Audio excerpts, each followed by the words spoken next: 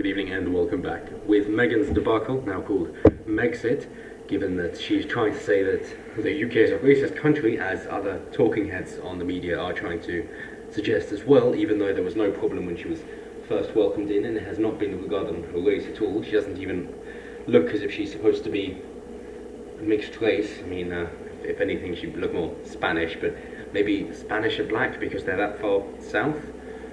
Who knows anymore? I've yet to fully understand this. We've got word out from Amir Khan of all people, great boxer, a gold Olympic medalist as well. So we have here from the Daily Mail, boxing ace Amir Khan says UK is not a racist country as he meets Prince William and Kate Middleton and says Harry and Meghan have made rash decisions. Amir Khan said he believes Meghan Markle will always be welcome in Britain. Maybe not for her actions. The boxer said that the UK is not a racist country and insisted people are very loving. Thank you. The I'm a Celebrity star, a bit more than that, I like your priorities though, spoke out as he met Prince William and Kate Middleton, and he said he believes Prince Harry and his wife have made rash decisions. Moving on, British boxer Amir Khan, thank you, believes Meghan Markle will always be welcome in the UK and said, I don't think England is a racist country. Well no, seeing as he said he is born and raised here. It says people in Britain are very loving after we met Prince William and Kate when they visited Bradford today. Yes, so despite Meghan causing a great hoo-ha, at least Kate and William are showing how legal royal should actually be. Khan spoke about the Duchess of Sussex fleeing the country after she and Prince Harry announced they were stepping back from their royal duties and said he believed they have made rash decisions. So at least he tries to be more understanding and sympathetic, which is nice to see, given in his younger years, of course, he was far more hot-headed, but that seems to be the case for any fighting icons, and it's nice to have that catharsis. And moving on, of course, with what William is trying to do, is I think it's important to mention the Heads Up charity and the messages he's trying to get out about suicide. Then it's worth mentioning that the catharsis through fighting and boxing and mixed martial arts and just any martial arts really can do great for young boys and men, in fact, given that they then have an outlet for their physical behaviour, violence in fact, and violence isn't necessarily a bad thing, given that you've got to be, or you can have violent thoughts, for example. This isn't to say it's physically aggressive, but you've got to stand up for what you believe in nonetheless. And if something's important, if something is principled and moral, then yes, you have to violently defend it. So he says, every family has its difficulties for sure, but it's about sitting together and resolving them. I do feel for the family and we wish them all the very best. It's good to not mention race. Good. He said, obviously I'm British. It's nice because I thought British was a bad thing now, but the gentleman clearly thinks not. Well done, Khan. It's a beautiful British name, as Almari would say. I've lived in England all my life. I'm always welcome in this country and always taken care of, and I feel like Meghan will always be welcome because the people in Britain are very loving. Isn't it nice to have someone who's a foreign ethnicity actually suggesting that Britain isn't racist? Yes, seeing as we seem to treat the word racist and accusations of racism as the worst thing in the world, and people go out of their way to not be called a racist. In fact, actively covering up grooming gangs and not investigating into Islamic radicalization in prisons because they don't want to be called racist. So it's nice that it's actually appreciated. He says, if you start making rash decisions, you start making mistakes, and I think they just have to sit together and resolve the situation. Which is good advice from a boxer, because yes, if that's the case, you're going to get knocked out. So here we have Kate being more legal, meeting the young people, being ever so friendly. Union Jacks, brilliant.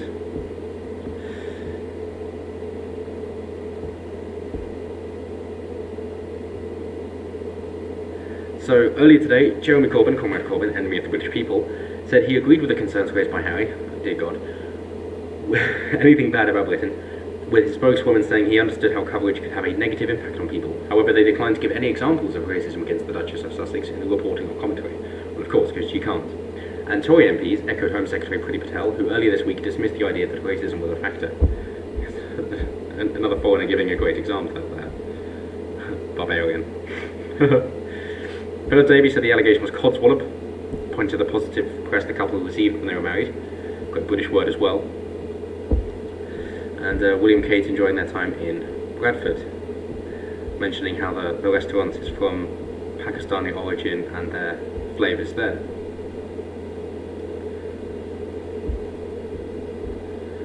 Khan's wife is having a child, the royals are happy, yes. Birth is actually something to be celebrated, and people shouldn't just get sterilised for the sake of it, whether white or otherwise. Well done. And he mentions that the Duke, who was spearheading the Heads Up campaign with football clubs across Britain, said that as Amir Khan would like to help, in fact he said, "Oh, I'd love to help, that would be great. We're really trying to break the stigma around mental health in football." Okay, and especially around the suicide rates in young men, biggest killer under 49. And I'd love to know whether you experience the same in boxing. There's certainly something that could be done with clubs at the centre of the community. Yes, any men's clubs basically, and they're not allowed to be men only, of course, not anymore, as you can have female only Boy Scouts. Yes, but apparently it's a patriarchy, so whatever. And it's important then, if men can get together in the absence of women, obviously they talk differently, we talk differently amongst ourselves than we're women, and can therefore air these things, even if it's being let out in banterous jokes, as I am one to do, and I'm sure other guys are as well, that are, you know, and Bill Burr jokes about it as well, and he says it's just about the smallest things, like, oh, this queue's too long, I might as well just walk into traffic. Just like, oh, someone cut me off in traffic, I'm going to drive off this bridge now. Oh, price at the convenience store quite high, why don't I just get bleach and be done with it? That kind of thing. But nonetheless, of course, if guys are feeling that way, they're not going to tell their women, because they would get too emotional and blame it all on the men, most likely. Therefore it's good for the men to be able to talk about the other men, formulate a plan to then confront their women with, and say, well, here's the situation, here's how we've been feeling, how can we move forward from it, and then try and wade through the emotion as the women will start projecting and blaming the man, as women tend to be more emotional, which is good in terms of dealing with children and understanding all the emotion with regards to them, and how women are better with people and men are better with things. But then when it comes to men being emotional, might not be so good, especially with a man being a man, and therefore being much more stoic. When his woman's breaking down, he's got to maintain the level head through it, even if he's breaking up inside.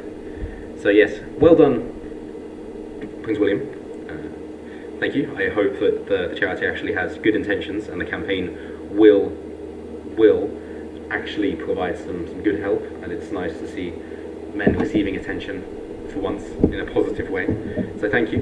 And also thank you to Amir Khan, foreign ethnicity but born and raised in Britain. Given that you're stating Britain is not a religious country, as all of us level-headed, sensible folk know it to not be, that Amir Khan's success is a result of that, and I'm glad he's appreciative instead of trying to tear down the system that helped him out, like Stormzy does.